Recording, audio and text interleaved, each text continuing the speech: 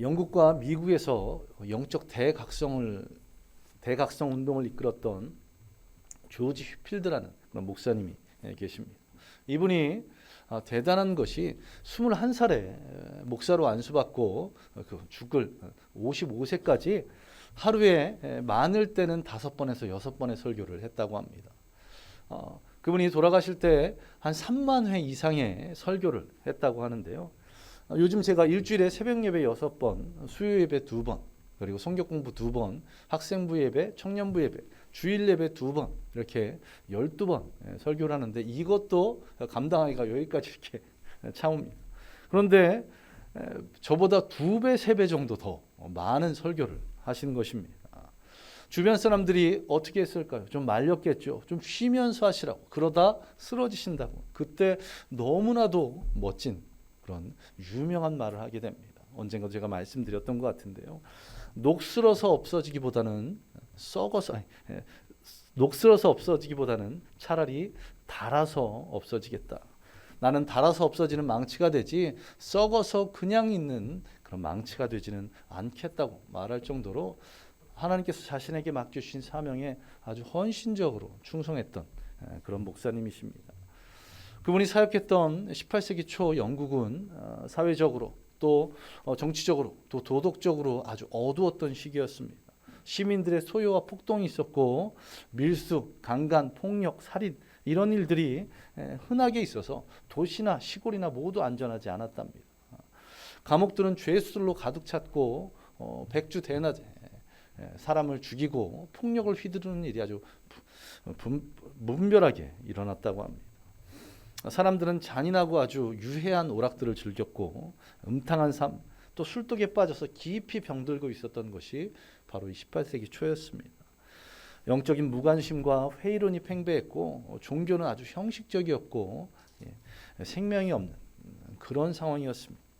이런 암울한 시기 조지 휘필드와 함께 감리교 운동을 이끌었던 웨슬레 형제들, 이들을 통해서 부흥운동이 일어났고 그것을 통해 영국의 수많은 사람들의 영적 각성이 이루어진 것은 물론이고 영국이 프랑스 대혁명과 같은 그런 어려운 시기를 피하는데 아주 중요한 역할을 했다고 수많은 역사가들이 인정하고 있는 바입니다. 프랑스 대혁명으로 인해서 물론 좋은 점도 있었지만 그것으로 인해서 수많은 생명이 사라졌습니다. 적게 보는 사람들이 50만 명, 많게는 200만 명의 시민들이 목숨을 잃었던 것이 이 프랑스 대혁명의 전후의 사건들로 일어난 일들입니다. 한 명이 자신에게 주어진 사명을 온전히 감당함을 통해서 수많은 생명을 살릴 수 있었던 것입니다. 이와 마찬가지로 주님께서 저와 여러분에게 맡겨주신 사명이 분명히 있음을 믿습니다. 그 사명을 발견하고 그 사명을 가지고 헌신함을 통해서 죽어가는 영혼들을 주님께로 인도하는, 죽어가는 생명들을 살리는 저와 여러분 되시기를 간절히 소망합니다. 이제 앞으로는 짧게는 2월 한 달 동안, 조금 길어진다면 종료주일 전까지 이 느헤미야를 통해서 사명에 대해서 함께 나누고자 합니다. 이 사명을 통해서 여러분의 사명을 발견하시기 바랍니다. 그리고 사명에 한 걸음 한 걸음 내딛음을 통해서 헌신하고 충성하시기 바랍니다. 그것을 통해서 하나님께서 여러분들을 귀하게 쓰실 줄로 믿습니다. 이 사명이 끝나는 그 마지막 주에는 사명 헌신서를 작성하게 되실 것입니다. 우리 모두가 주님 주신 사명 감당함을 통해서 우리 교회가 모든 성도들이 합력하여 선을 이루는 그런 좋은 교회가 되기를 간절히 소망합니다. 아멘. 이제 오늘 본문을 보면서 함께 은혜를 나누겠습니다. 느헤미야 1장을 이렇게 펴시기 바랍니다. 오늘 본문에선 사명을 감당함으로 나라를 잃고 유리하고 있는 수많은 생명을 살리는 한 인물을 만나게 됩니다. 바로 느헤미야입니다. 이 느헤미야는 할아버지 때에 나라가 멸망하고 바벨론에 의해 포로로 끌려가게 되었습니다. 그래서 느헤미야는 타국에서 태어났습니다. 쉽게 말하면 이민 3세대라고 표현하면 쉬울 것입니다.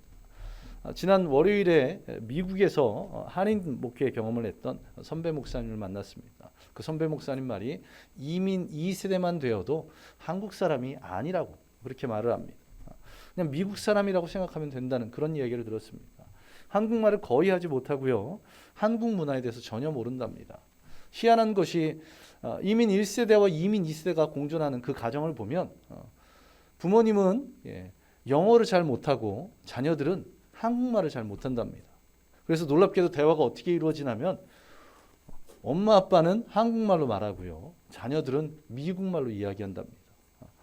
이게 말을 듣는 것은 조금 쉬운데 말을 하는 것이 어려운가 봅니다. 그래서 대화를 나누는데 부모는 한국말하고 자녀들은 미국말 하는데 커뮤니케이션이 된답니다. 그런데 문제는 무엇일까요? 이야기가 되긴 되는데 깊이 있는 이야기는 나누어지지 않는다는 것.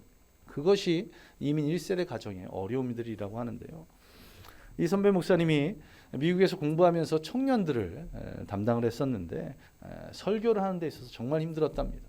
왜냐하면 한국인의 정서가 이들에게는 아예 없기 때문에 그렇습니다. 우리가 이순신 장군 하면 떠오르는 이미지들이 여러분들에게 있습니다. 또 일본 하면 떠오르는 이미지들이 있습니다. 또 2002년 한일 월드컵 하면 생각나는 것들이 있는데 그것이 그들에게는 전혀 공감이 되지 않는다는 것입니다. 그러니 예화를 사용하는 데 있어서 또 성경 말씀을 삶에 적용시키는 데 있어서 너무 힘들어서 나는 미국에서 목회하는 것은 쉽지 않겠다 이런 생각을 하셨다고 합니다. 그런데 오늘 본문을 보시면 느헤미야는 어떻습니까? 이민 3세대라고 할 수 있습니다. 그런데 그럼에도 불구하고 조국의 언어를 알고 있었고 잃어버린 조국을 향한 뜨거운 열정들이 그에게 있었다는 것입니다. 느헤미야는 그에게 맡겨주신 사명이 바로 예루살렘 성벽 재건이었습니다.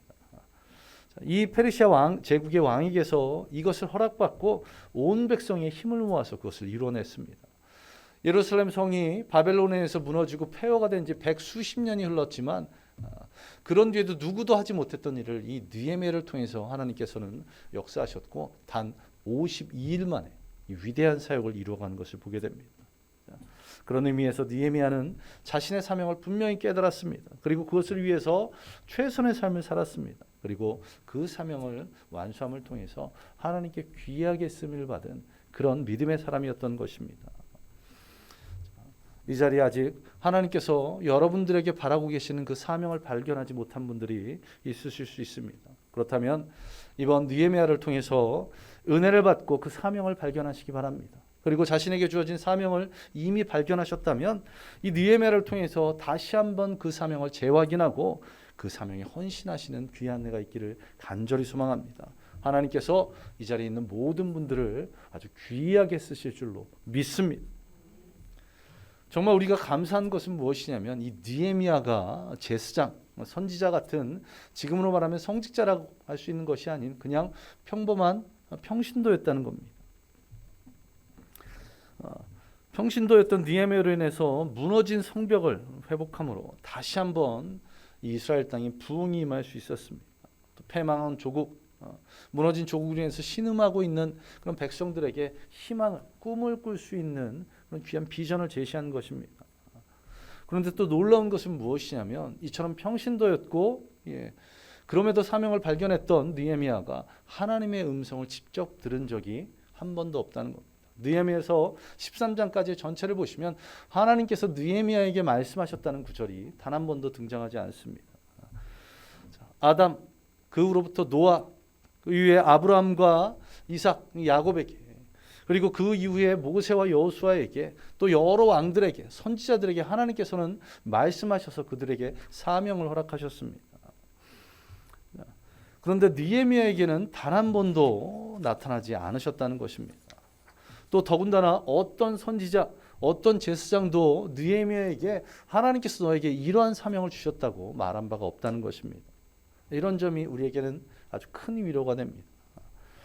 저를 포함해서 이 자리에 모든 분들이, 또 우리 모든 그리스도인들이 하나님을 직접 보고 또 하나님의 음성을 듣고 싶어하는 그런 마음들이 있을 것입니다. 그런데 그러한 은혜는 소수에게만 주어집니다. 또한 수많은 이단들이 자신들이 직통 계시를 받았다고 하면서 이상한 말들을 떠들어대기에 그런 것조차도 쉽게 믿을 수 없는 것이 그런 현실입니다.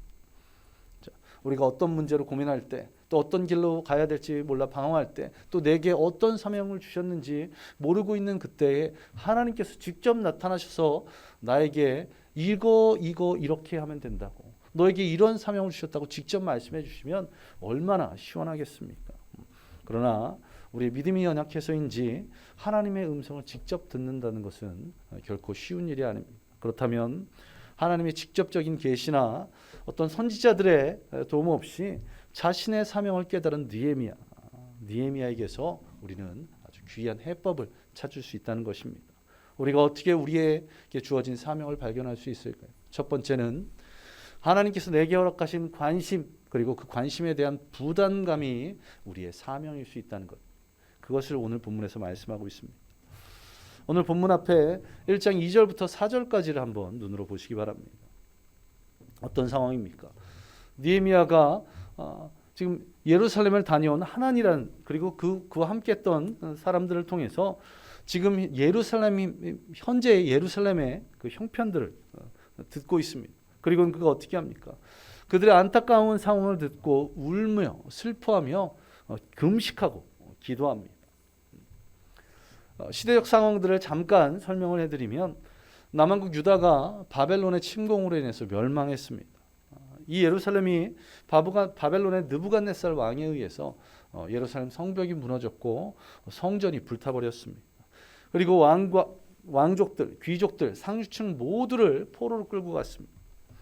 그리고 예루살렘 땅에 남아있는 사람이라면 일반 백성들과 하층민들밖에 있지 않은 그런 상황입니다. 그리고 시간이 흘러 이 남왕국 유다를 멸망시켰던 바벨론도 성경에서는 바사, 우리로 지금으로 표현하면 페르시아에 의해서 멸망하고 말았습니다. 1절에서 아닥사스다 왕 제20년이라고 말씀하고 있는 것을 보면 예루살렘이 멸망한 지 백수십 년이 흐른 그런 시점이었습니다. 느헤미야는 어떻습니까? 예루살렘에 한번 가본 적도 없던 사람입니다. 또 나라가 멸망한 지 100년이 훨씬 지났기에 이 보통 사람이라면 이 멸망한 조국에는 별 관심을 갖지 않았을 텐데, 그냥 페르시아 사람으로 평범하게 살았을 텐데 그렇지 않았습니다. 자신의 조국, 자신의 민족에 대한 관심, 그리고 부담감이 그에게 있었습니다. 그랬기에 황폐된 그 조국에 대한 이야기, 또 그곳에 살고 있는 같은 백성에 대한 이야기를 듣고 눈물을 흘리며 슬퍼했고 또 금식하며 기도했다고 그렇게 말씀하고 있습니다. 이처럼 하나님께서 어떤 분야에 내게 주신 관심, 또 그것에 대한 부담감이 우리에게 주님께서 주신 사명인 줄 믿으시기 바랍니다. 이 관심과 부담감, 이것은 우리 모두에게 동일하게 주어진 것이 아니라는 것입니다. 각자에게 다 다른 관심 그리고 부담감이 있다는 겁니다. 어떤 사람들은 장애를 가진 사람을 향한 관심과 부담감이 있습니다. 어떤 사람들은 청소년들에게 관심과 부담감을 가집니다. 어떤 성도는 선교회, 또 어떤 성도는 교회를 관리하는 것에, 어떤 성도는 어린 영혼들을 위해서 관심을 갖게 된다는 것입니다. 그런데 관심만 가지고서는 그것이 사명이라고 하기 어렵습니다. 관심은 어떻습니까?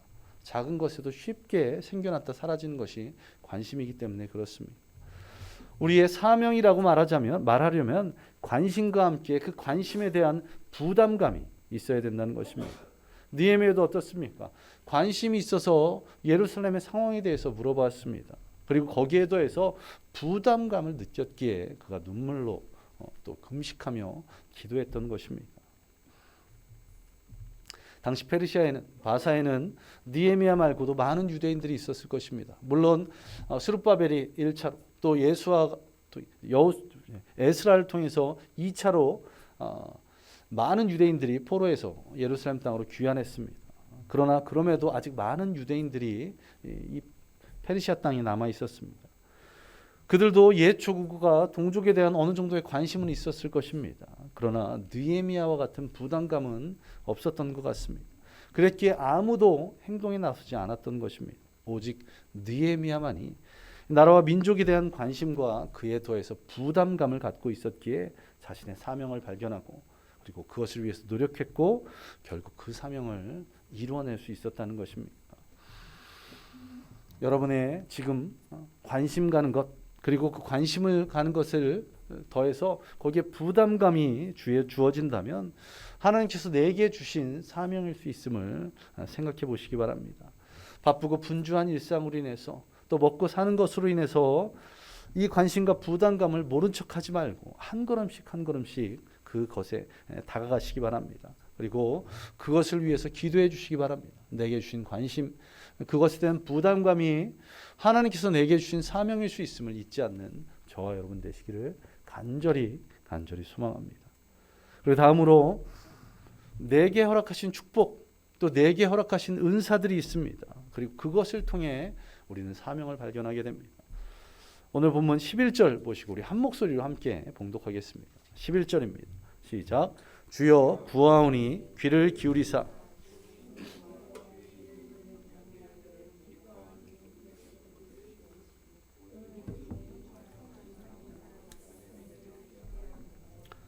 그때 내가 왕의 술관원이 되었느니라. 21절 마지막을 보면 그때 내가 왕의 술관원이 되었느니라 이렇게 말씀하십니다. 자, 느헤미야가 하나님께 기도했더니 술 맡은 관원이 될 그것이 아닙니다. 이미 느헤미야는 이 기도하기 전부터 술 맡은 관원의 위치에 있었습니다. 왕의 술관원이 하는 일, 그것은 왕이 마실 수 있는 술을 만드는 것이 아닙니다. 왕이 마실 술을 미리 맛보아서 그 가운데 독이나 해가 될 것이 없는지 그것을 점검하는 그런 책임지는 사람이었습니다. 더군다나 왕이 술을 마실 때 함께하며 술 상대가 되어주는 역할을 했습니다. 왕과 직접 대면해서 대화할 수 있다는 것, 그것은 무엇을 뜻합니까? 권력자임을 말합니다. 당시 이 술 맡은 관원은 페르시아에서 10손가락 안에 드는 그런 상당한 고위직이었습니다. 왜냐하면 왕의 생명을 맡은 그런 역할을 했기 때문에 그렇습니다. 고대에서는 왕의 사망 이유 가운데 세 손가락 안에 드는 것이 바로 무엇이냐면 독살입니다. 권력을 쟁취하기 위해서 또 반란을 일으키기 위해서 흔하게 있었던 것이 독살인데 그것을 막는 주요한 역할을 하는 것이 바로 이 술 관원장이었기 때문에 그렇습니다. 또한 물이 부족한 이 중동 지방에서는 포도주와 같은 술을 물 대신 마셨습니다. 자, 그렇다면 그만큼 왕과 가깝게 있을 수 있었고 그랬기에 왕은 술 관원장을 가장 신임하는 사람 중에 세웠던 것입니다. 그런데 느헤미야는 누구의 후손입니까? 바로 포로의 후손입니다. 피정복민이었습니다. 그가 고위직에 설 수 있었던 것, 그것은 무엇을 의미합니까? 바로 하나님의 축복이었다는 것. 유대인으로서는 거의 불가능한 일을 느헤미야가 해냈다는 것은 그가 열심히 또 그가 대단한 것도 있지만 하나님께서 은혜를 베푸셨기 때문에 가능했던 것입니다. 이 축복, 내게 주신 은사가 하나님이 주신 사명의 그 통로임을 생각하시기 바랍니다. 다른 사람과는 다르게 내게 주신 축복이 있습니다. 내게 주신 은사가 있습니다. 어떤 사람들은 물질의 축복을 주셨고 어떤 사람에게는 지혜의 축복을 주셨고 어떤 사람에게는 탁월한 운동신경, 또 아름다운 목소리, 또 잘생긴 얼굴, 꼼꼼한 성격, 재미있는 유머, 활달한 여러 가지 주신 축복들이 있습니다. 이런 축복을 주신 이유, 그것이 무엇입니까? 하나님께 쓰시기 위함임을 잊지 않는 저와 여러분 되시기 바랍니다. 하나님께서 느헤미야에게 주신 사명이 무엇입니까? 후에 보면 알 수 있지만 예루살렘 성벽을 재건하는 일입니다.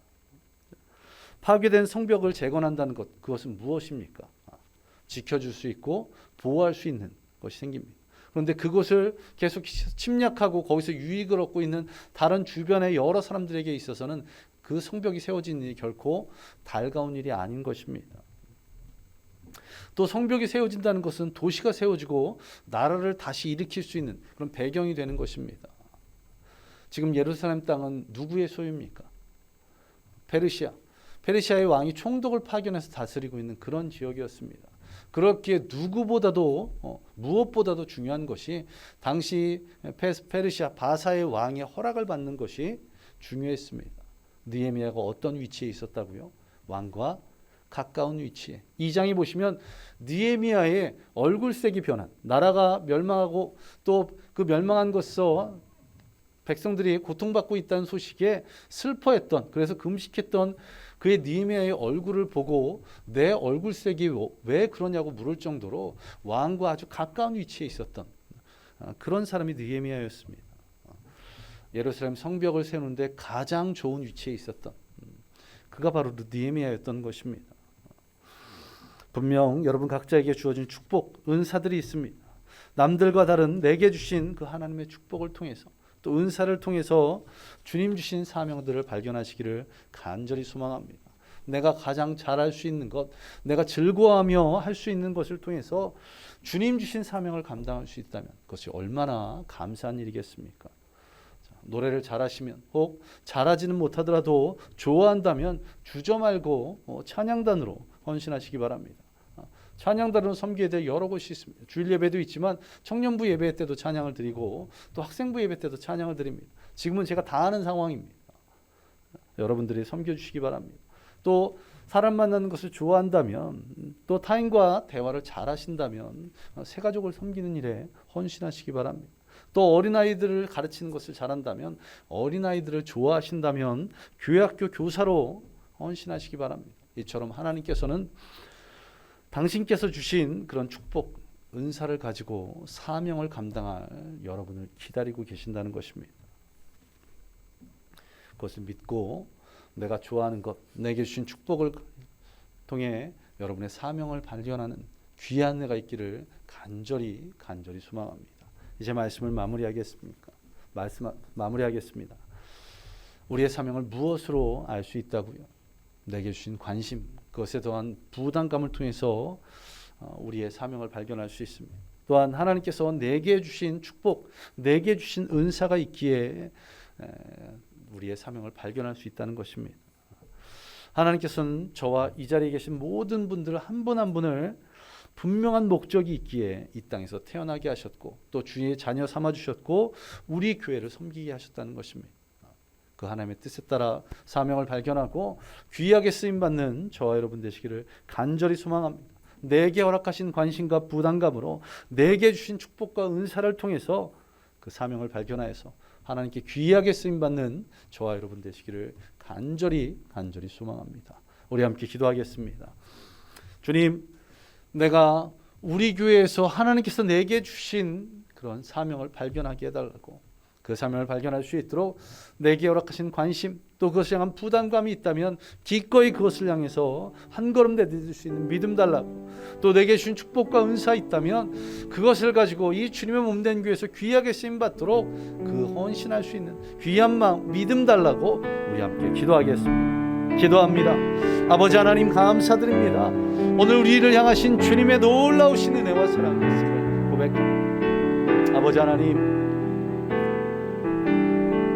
주님께서 주시는 그 귀한 은혜로 우리가 사명 발견하기를 간절히 소망합니다. 우리 교회를 지켜보며 또 기도하면서 내게 주신 관심들이 있습니다. 또 그것을 향한 부담감들이 있습니다. 그것을 향해서 한 걸음 한 걸음 내딛음을 통해서 사명을 발견하고 그것을 위해 힘쓰고 애쓰는 우리 모든 성도들에게 주여 역사하여 주시옵소서. 또한 주님 간절히 바라옵기는 내게 주신 놀라운 축복들, 내게 주신 그 은사들을 가지고 하나님께 쓰임받는 거라. 남들과 다른 내게 주신 축복들이 있습니다. 내게 주신 은사들이 있습니다. 그것을 더 힘쓰고 애씀을 통해서 하나님께 주신 사명 발견하고 그것을 향해서 힘쓰시고 우리 모든 성도들에게 주의 역사해 주옵소서. 그래서 하나님께 귀하게 쓰임받고 또한 우리 교회를 통쾌하며 또 세상을 변화시키는 귀한 일들을 이루어갈 수 있도록 주여 역사하여 주옵소서. 단 한 명도 방관하는 성도 없이 모든 성도들이 자신의 사명을 발견하고 그 사명에 헌신하고 애쓰고 힘쓰임을 통해서 합력하여 선을 이루는 우리 교회, 좋은 교회가 될 수 있도록 주님 역사하여 주옵소서. 주님의 놀라운 은혜가 우리 교회 가운데 임할 줄 믿으며 이 모든 것 예수님 이름으로 간절히 기도하옵나이다. 우리 다시 한번 기도하겠습니다. 우리가 그 사명 발견하여서 그 사명을 발견한 것으로 그치지 않고 그것에 힘써 헌신할 수 있도록 내게 그런 귀한 마음도 달라고 우리 시간 다시 한번 기도합니다. 아버지 하나님, 내게 주신 그 관심과 부담감을 가지고 내게 주신 축복과 은사를 가지고 사명을 발견하고 그것에 그치는 것이 아니라 내가 해야지 하고 생각하는 것이 아니라 그것을 한 걸음 내딛을 수 있도록 그것이 헌신할 수 있도록 자장단으로 또 교회학교 교사로 또 여러 가지 교회에서 일들로 헌신하며 충성하는 우리 모든 성도들에게 주님 역사하여 주옵소서. 그 은혜가 우리 모든 성도들 한 명에게 임하여서 우리 교회가 우리 모든 성도들이 섬기는 그런 교회가 될 수 있도록 아버지 하나님 부어주시옵소서. 그 은혜를 부어주시옵소서. 맡겨주신 사명 감당함을 통해서 협력하여 주시옵소서. 또한 저는 말씀과 기도의 전무함을 통해서 보다 성경적인 초대교회 같이 그리고 귀하게 쓰임받는 우리 교회가 될 수 있도록 주님 역사하여 주옵소서. 비록 많은 성도의 숫자가 있지는 않아도 주님 맡겨진 사명들을 모든 성도들이 감당함을 통해서 어떤 교회보다도 건강한 교회, 어떤 교회보다도 좋은 교회가 되어줄 수 있도록 주님 역사하여 주시옵소서.